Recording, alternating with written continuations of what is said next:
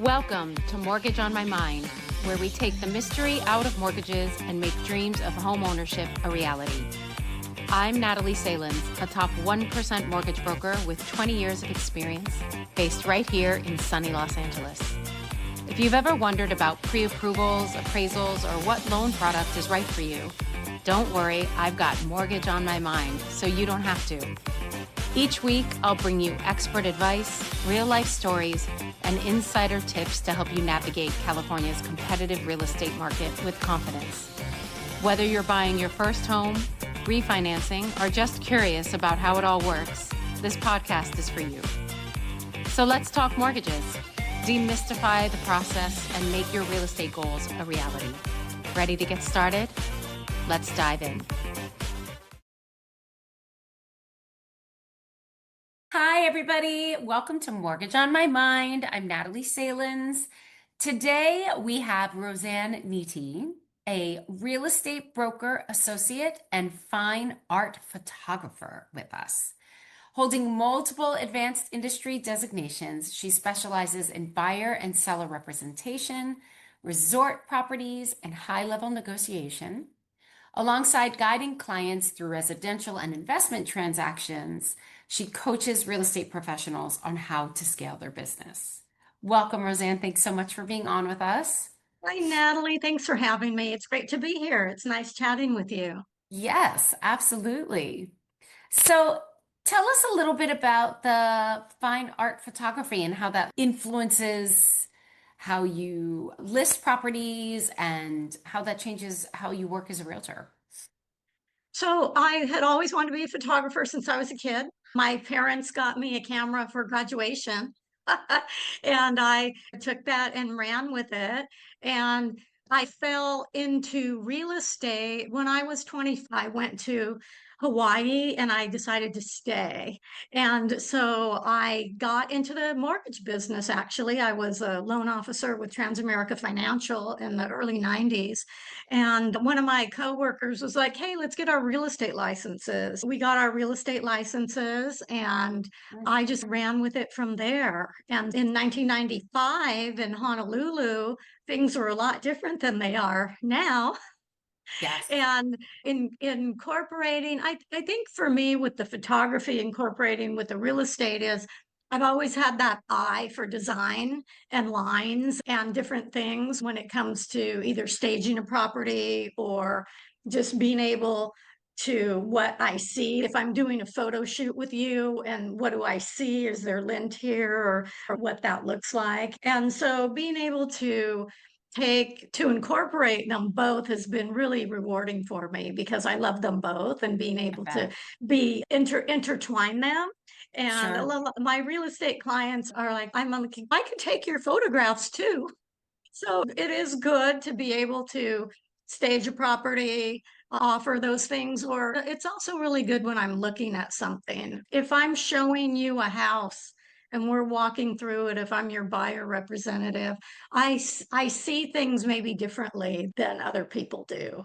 And in the heat of the emotion, buyers get excited. Like you and I probably spend more time trying on a pair of shoes or a dress than some buyers do looking at a house, right? They see the house, they've been in it 15 minutes. Now we're going to write an offer, and they're not going to see it again until they do the home inspection. Inspections. Yeah. So I'm always encouraging to let's take some pictures while we're in here or take notes or let's go back and look at that because they can't remember, especially if if you were showing 5 houses. What house was that? Which backyard was that? Which kitchen was that?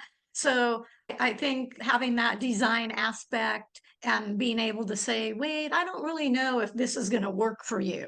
And I think one of the things that has brought me success in my career is knowing when to say, Natalie, I don't think that this house is really going to work for you. Here's why. Okay. And a lot of agents aren't like that. They're more like, how do we get this house under contract? Yeah. So I think being honest and truthful goes a long way.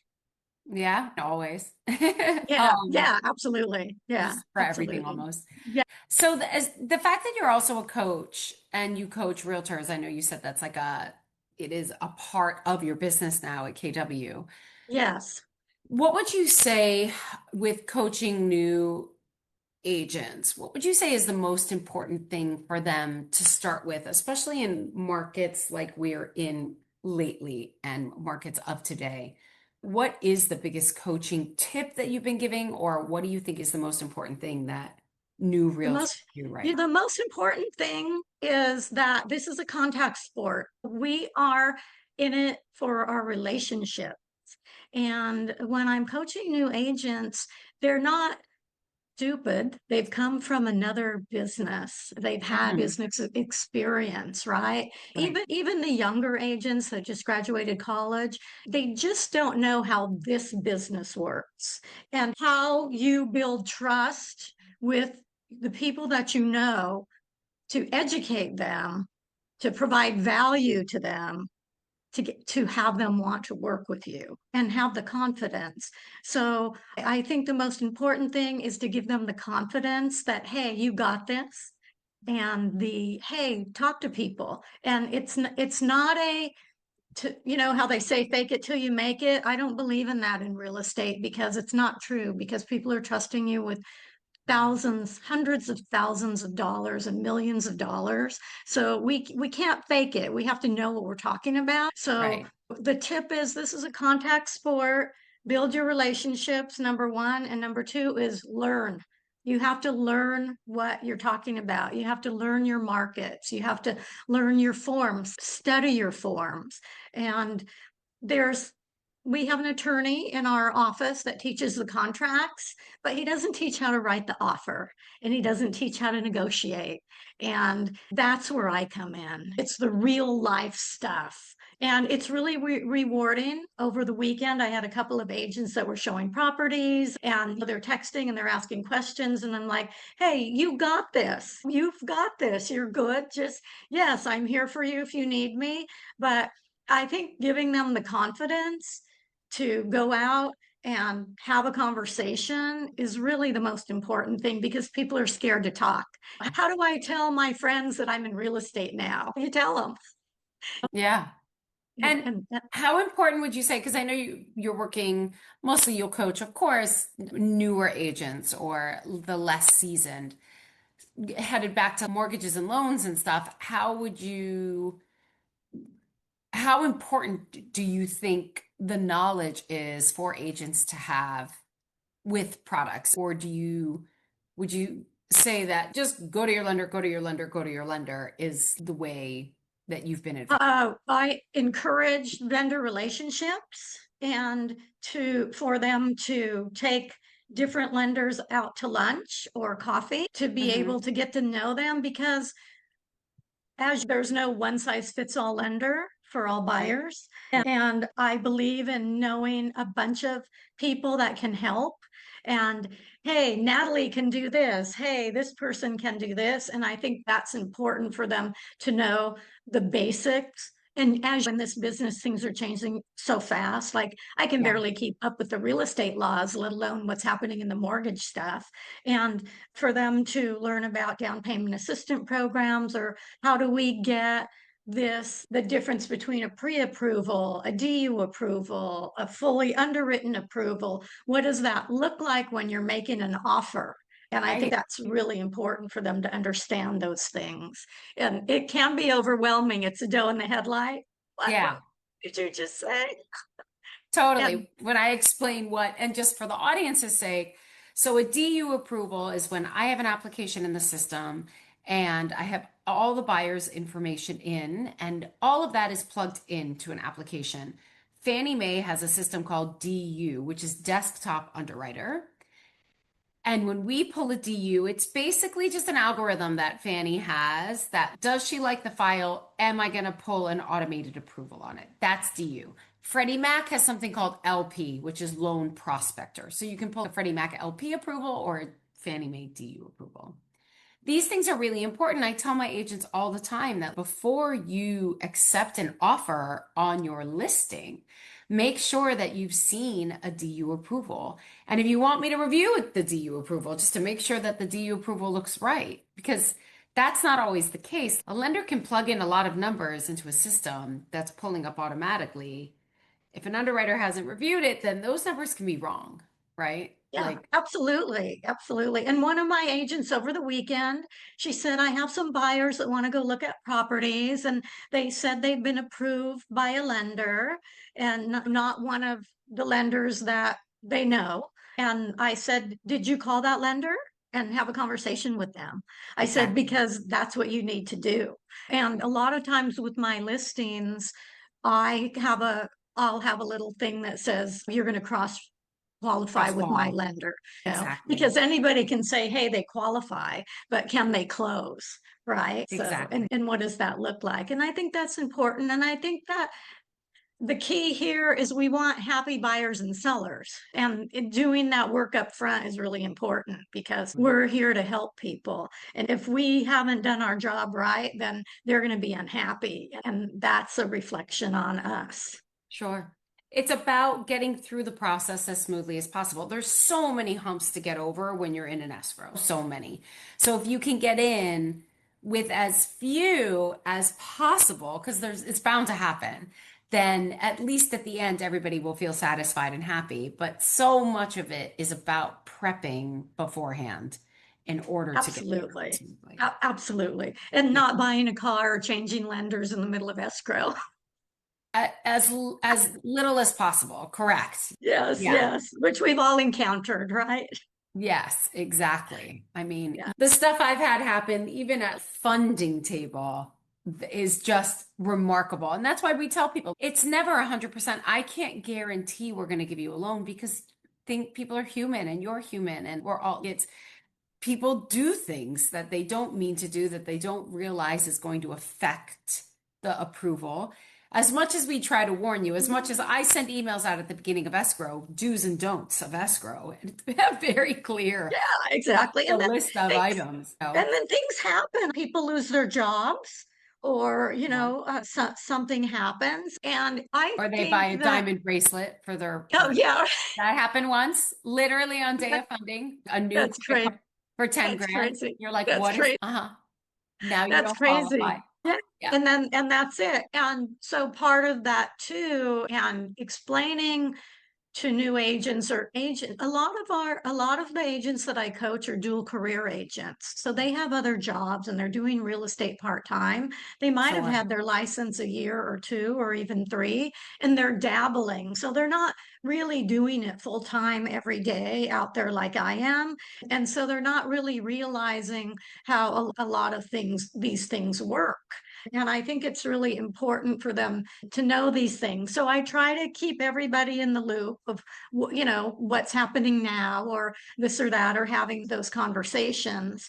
We have, you know, the most important thing is to really do your homework. And there's, like you said, there's so many moving parts to buying a house or selling a house. And I think Yeah. that's important from the first meeting. So Setting the if expectation. I'm sending a buyer client to you, I have prepped them on what to expect you to ask them and what they're going to need to provide to you to see what they can qualify for. Right. And because AI isn't going to tell them what they qualify for. Correct. It might at some point, but it's It not going to be might. specific. It might. If you're self-employed, there's not a chance it's going to have it right. Yeah, exactly. And then as sometimes what a buyer might qualify for and what they feel comfortable actually paying are two different things. You bring up a great, so I tell people because they don't realize we qualify you off your gross, right? So Yeah, if you're earning 10,000 a month, I am qualifying you off that 10,000 up to 50% of that. yeah, But you're only taking home maybe 6,500 a month. So if I'm qualifying you up to 50%, that is going to make you mortgage poor. You will not be happy going up that high. exactly. So when Exactly. people are standard salaried and they earn a gross amount, the conversation, and I tell my clients, like the conversation's actually going to be much more about what is your max comfort level, not what I qualify you for, because I'm going to be able to qualify you for higher than what you actually want to spend.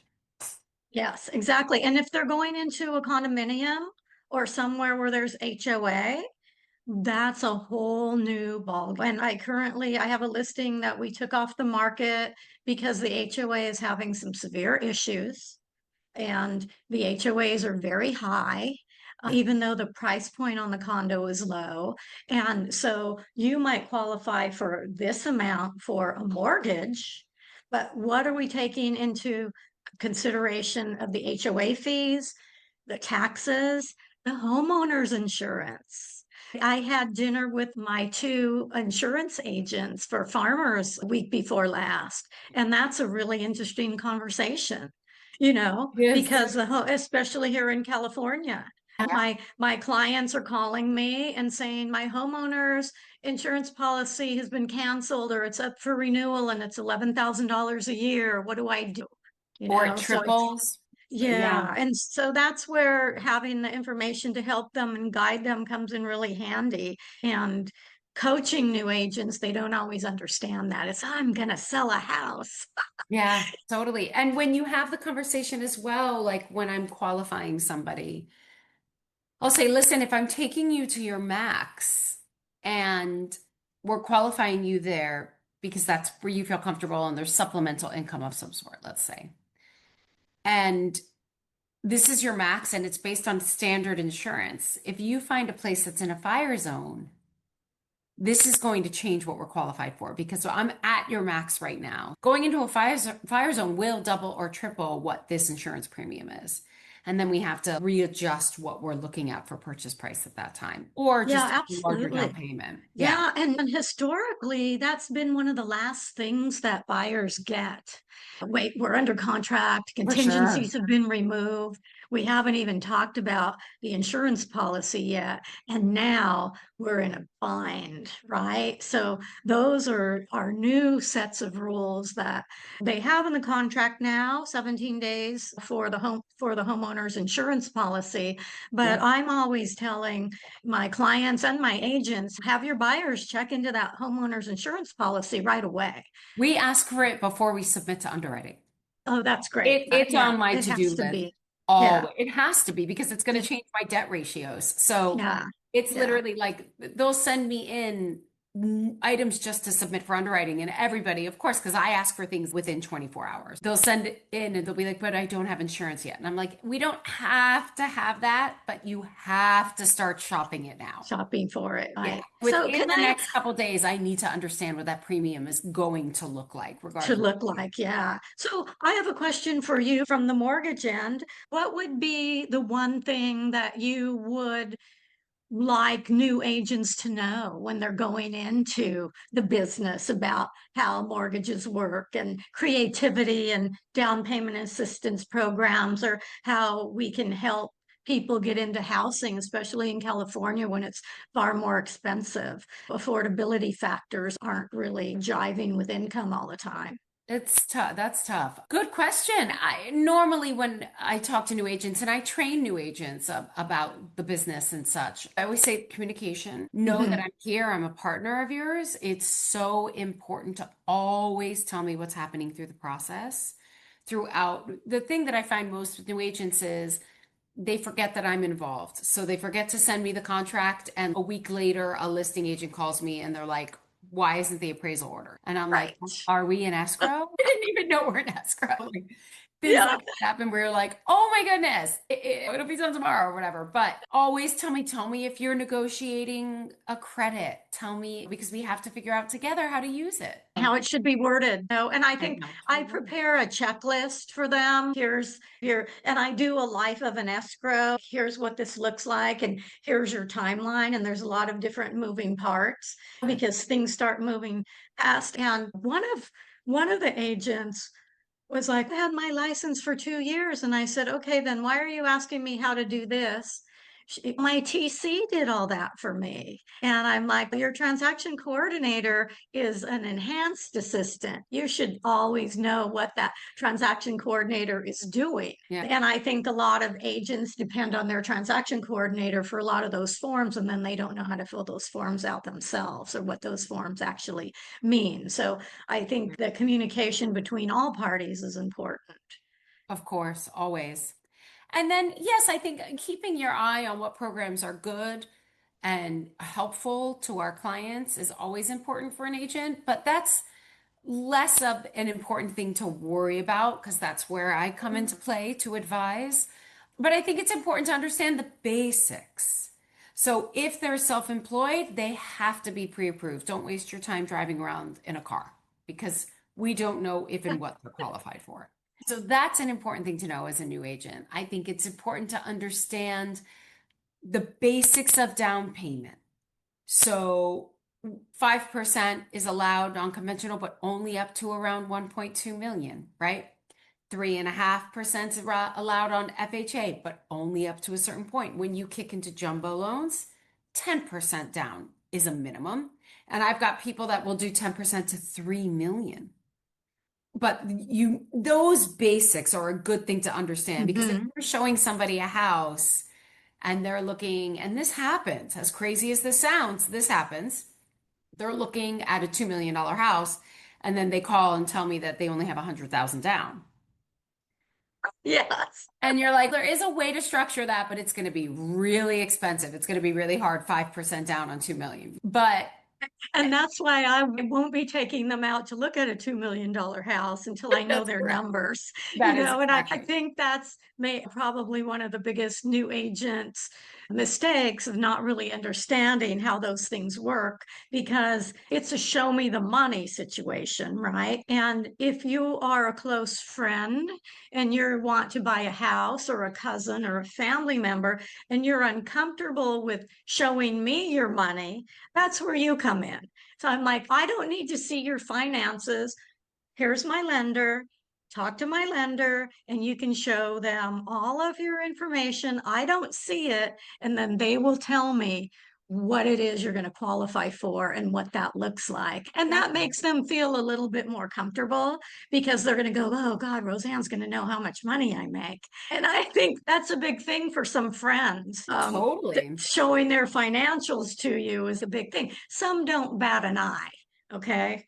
Others get a little goofy over it. And that's where I don't People are need to see it. private. Some people are Yeah. private. That Yeah. makes sense.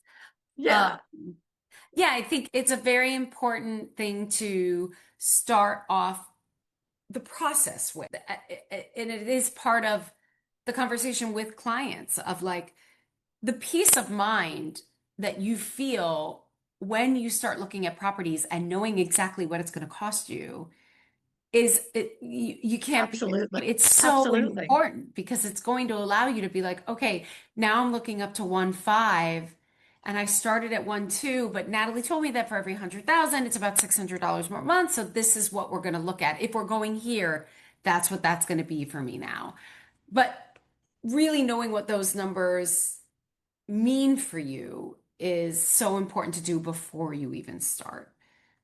Absolutely, absolutely. And that's where we guide, we're coaching new agents to get out and do open houses and to meet buyers. But then what are they doing with these buyers when they're meeting them, right? Oh, this buyer wants to go see property and they say they're working with a lender.